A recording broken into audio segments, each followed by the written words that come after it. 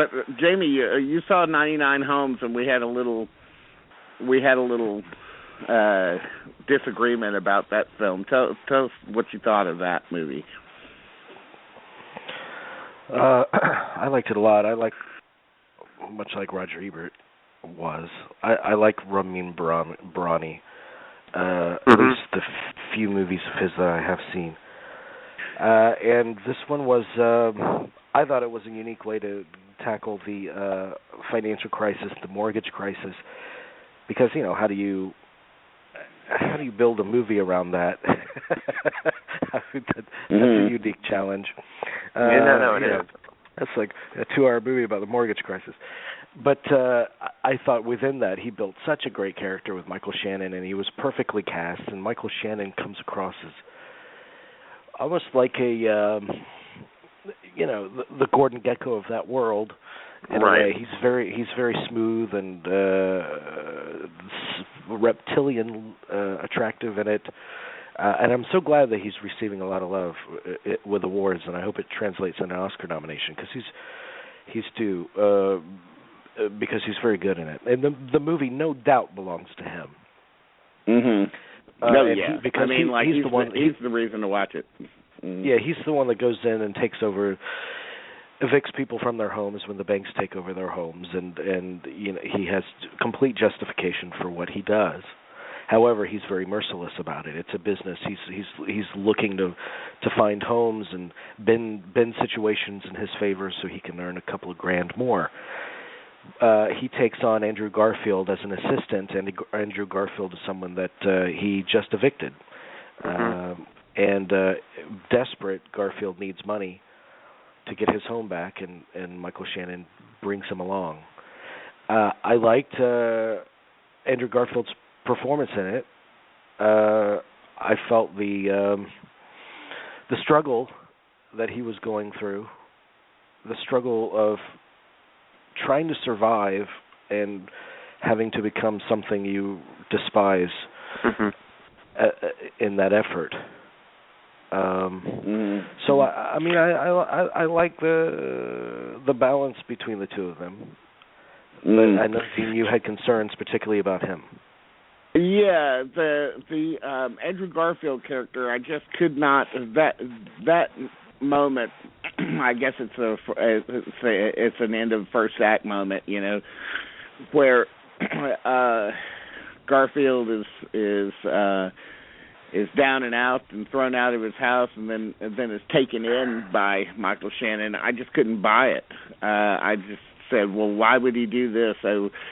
Why would he pick this guy over anybody else that he had thrown out? It wasn't like Garfield had his character had betrayed any kind of wherewithal in that business or anything like that. There was no character trait that would clue Michael Shannon at the end that he might be good at this job.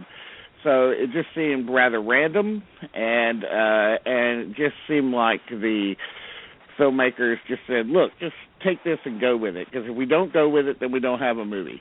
And I said in my mind, well, why wouldn't we have a movie? Because we have Michael Shannon. I mean, why can't we just follow Michael Shannon through all of this stuff? And yes, Andrew Garfield could be in it, but why does he have to be, why does the movie have to go in this shape, I think? I think it might have been interesting if they had sort of bifurcated the narrative and actually shown Michael Shannon doing his thing, and then shown maybe Andrew Garfield doing his thing, being further and further down and out because of this thing. I don't know. I mean, here I am trying to fix the movie, but and that's not really what we're supposed to do, but that's a suggestion. I just felt like Andrew Garfield's character is there to be an innocent, to be sort of a person that's a audience advocate in a way, and I really find that device to be kind of lame most of the time. I mean, it's the same kind of thing that kind of ruined for me last year, Fury, the war movie with what's his name? I forget the kid's name. Logan Lerman. Yeah, Logan Lerman, right? Where he was the innocent brought in, and you end up, for me, I end up not really caring about those characters and caring more about the people that are really driving the narrative. So, yeah. but that said, I really, really do recommend the movie simply for Michael Shannon's performance, which is absolutely superb and gutsy and venal. There's no question, Mike, that there's an imbalance there. Michael Shannon does steal the spotlight, but most shiny characters do. I wasn't uncomfortable with the Andrew Garfield thing because I felt that, the first thing he hired him to do was clean the overflowing sewage from an abandoned house. That wasn't necessarily... and when he took him in, I just took it as an extension of what he does for a living. He preys upon the desperate. Yeah. And Garfield turned out to have a knack for it, and that knack came from absolute desperation.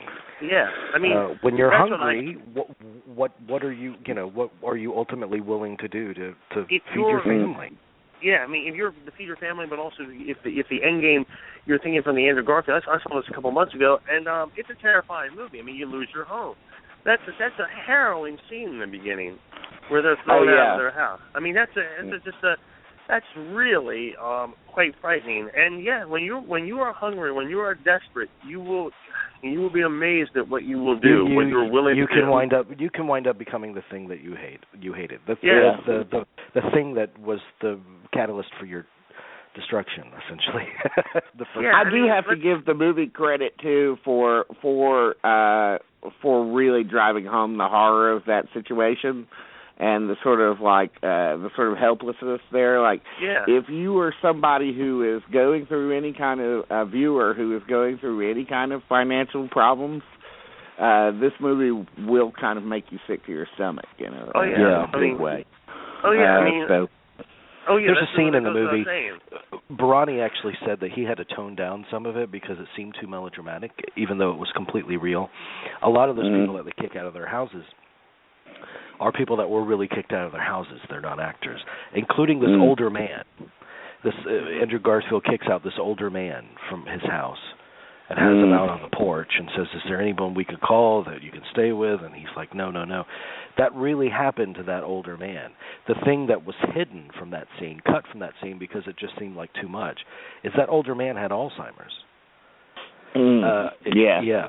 Well, you can kind of tell that he's a little unresponsive in this situation. So, but that was another sickening. All of the eviction scenes are absolutely sickening. So, without a doubt. but very real.